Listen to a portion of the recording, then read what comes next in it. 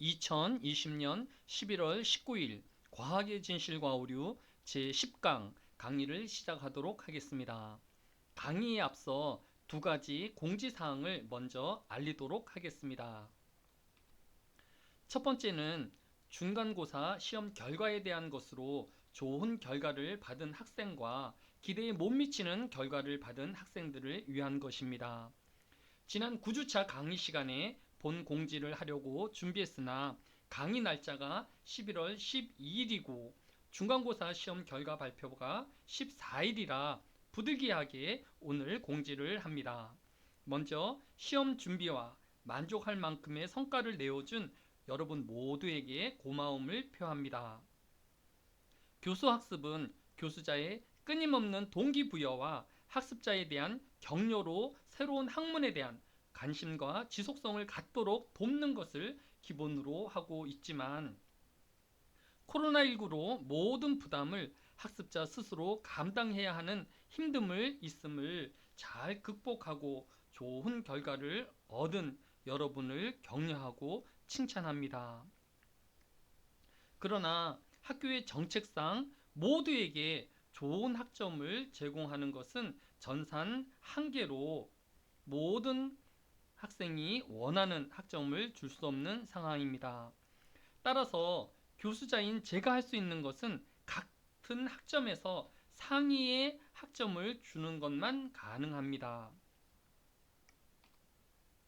따라서 중간고사에서 좋은 점수를 주지 않으면 기말에서 아무리 잘해도 같은 학점에 낮은 그레이드로 평가할 수밖에 없기 때문에 여러분이 계속 긴장을 늦추지 말고 최선을 다해 주기를 부탁합니다.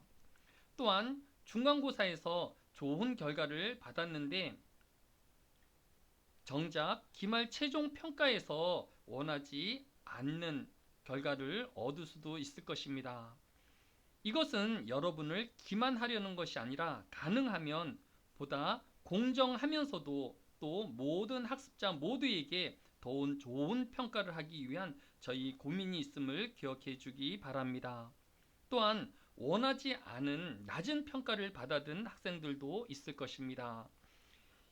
이 모두는 교수자의 배려가 불가능한 채점이 전산으로 이루어지고 있기 때문입니다. 하지만 여러분이 포기만 하지 않고 최선을 다한다면 지금 받아든 평가보다는 노력에 상응하는 평가를 받아볼 수 있을 것입니다. 따라서 당장 중간고사 평가 결과나 출석 과제 등의 이유로 학점을 포기하지 말고 끝까지 최선을 다해 주기를 부탁을 드립니다. 두 번째 공지사항은 중간고사를 기점으로 주차 수업 및 과제 시한이 다음 수업 전날까지로 전산이 수정되었습니다. 이 사항은 8주차 중간고사 시험지 끝에 공지사항으로 학생들에게 고지하였고 지난 9주차 토론 과제에서도 공지사항으로 알림을 주었습니다. 다음 수업 시간 이후에 영상 수업과 과제에 참여하게 되어지면 전상상으로 자동으로 지각으로 체크됨을 유의하여 주기 바랍니다. 결론은 영상 수업과 과제는 다음 수업 전에 마쳐야 한다라는 것입니다. 이것으로 공지사항을 마치고 교재를 살펴보도록 하겠습니다. 오늘 우리가 다룰 내용은 15장 혈액순환과 윌리엄 하비, 16장 혁명을 일으키다 갈릴레이와 듀크 브레헤입니다. 먼저 15장 혈액순환과 윌리엄 하비에 대해 살펴보겠습니다. 화면에 보고 있는 책은 미스테리 과학 카페라는 책으로 비록 작년에 출간된 책이지만 올해 2020년 청소년 및 유초등 전체 추천을 받아 모든 공공도서관에는 필수적으로 구입하도록 지정된 도서입니다. 때문에 이 책에 나오는 내용을 모르게 되어지면 대학생인 여러분이 초등학교 학생들이나 또 중학교, 고등학교 학생들도 다 알고 있는 과학 상식을 모르는 상황이 생길 수도 있는 것입니다. 이 책에는 과학의 발견을 통해 인류의 미래를 바꾼 물리, 화학, 생명과학, 지구과학 4개의 분야로 세분화하여 이 분야에 혁혁한 성과를 이룬 16명의 과학자를 소개하고 있습니다. 마이클 패러데이, 아이작 뉴턴 등 쟁쟁한 과학자들이 어떠한 노력과 또 어떠한 기여를 행했는지를 자세히 담아내고 있습니다. 제가 이 책을 여러분에게 소개하고 또 주목하는 것은 2가지 이유 때문입니다. 첫 번째, 이 책에 등장하는 인물 중에서 생명과학 분야의 현대 생리학의 아버지라고 불리우는 윌리엄 하비를 소개하고 있기 때문입니다. 오늘 본 장에서 다룰 이 윌리엄 하비는 생명과학 분야의 생리학, 현대 생리학의 아버지라고 불리우고 있습니다. 우리에게 생리학이 생소할 수 있는데 1901년부터 수여된 노벨 의학상의 정식 명칭은 노벨 생리의학상입니다. 노벨상이 제정되던 당시 의학계에서 생리학이 얼마나 중요한 비중을 차지하고 있었는지를 짐작할 수 있을 것입니다. 오늘 이 생리학, 즉 의학의 아버지로 불리우는 윌리엄 하비에 대해서 알아보도록 하겠습니다. 두 번째로 이 책을 소개하는 이유는 이 책에 담겨 있는 여러 분야의 과학자들이 개인 혼자만의 성과물이 담긴 것이 아니라는 것입니다. 그들은 주변의 동료들과 함께 토론하고 시대의 여러 경쟁자들과 함께 연구를 함으로써 이러한 성과를 나타내게 되었다는 것입니다. 교양 과목으로 과학의 역사를 통해 과학적 사고와 논리적 사고를 해야 하는 이유가 과학의 지식 한 조각이나 이론을 습득하려는 것이 아니라 과학적 사고와 논리적 사고를 할 수 있어야 다른 사람들과 소통할 수 있기 때문에 이 과목이 교양 과목에 포함된 것입니다.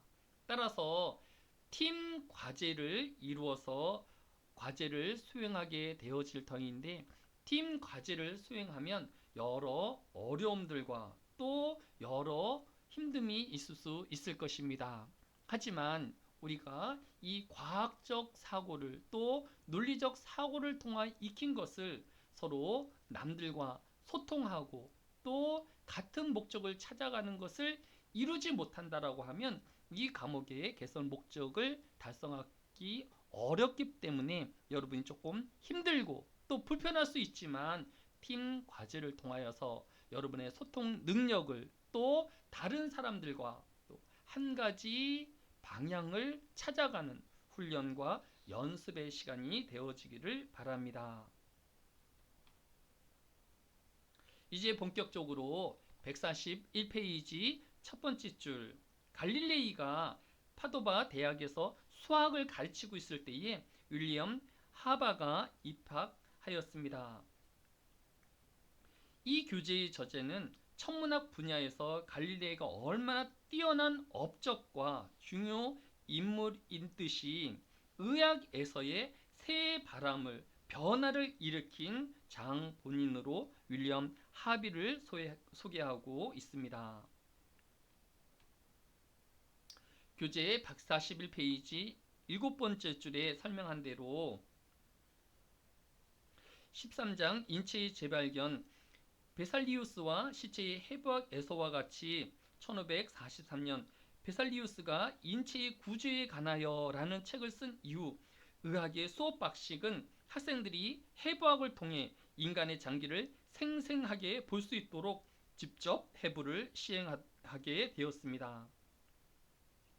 그러나 르네상스 시대에 불어닥친 해부학 열풍에도 불구하고 당시 의학자들은 갈레누스를 중심으로 한 정통적인 의학 상식을 완전히 버리지는 못한 상태였으며 특히 혈액에 관한 이론은 조금도 진전이 없는 상황이었습니다.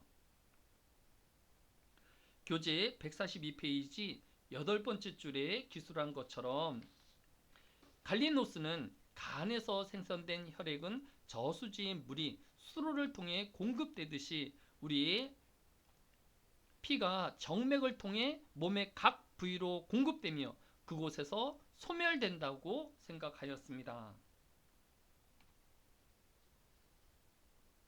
교재 142페이지 밑에서 8번째 줄에 보면 윌리엄 하비의 해부학 스승인 파브리시우스는 당시 파노바 대학 해부학 교수로서 해부학에 있어서 유럽 최고의 명성을 가지고 있었습니다. 그는 1603년 정맥 판막에 관하여 라는 책을 통하여서 의학 역사상 매우 중요한 업적인 정맥 속에 있는 판막을 발견하였습니다.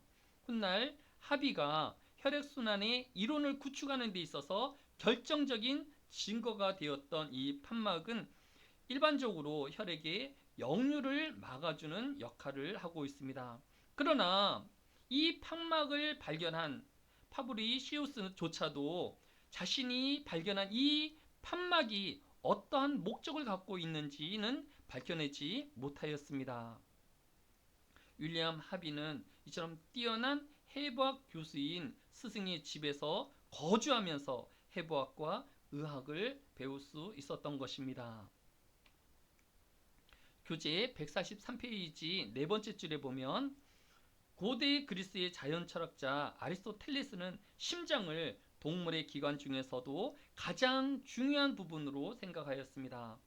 아리스토텔레스의 영향을 받은 하비 역시 심장을 생명의 근본이며 모든 힘을 방쇄시키는 태양과 같은 기관으로 보았습니다. 1616년 런던 왕립의과대학에서 하비는 자신의 혈액순환에 대한 이론을 발표하였습니다.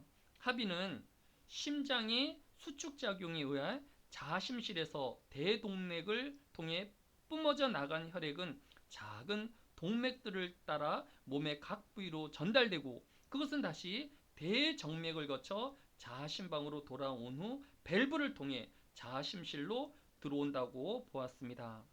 이 새로운 혈액순환 가설은 간에서 생성된 혈액이 몸의 각 부위에서 연료처럼 소비된다는 갈레노스의 이론을 정면으로 부정하는 것이었습니다.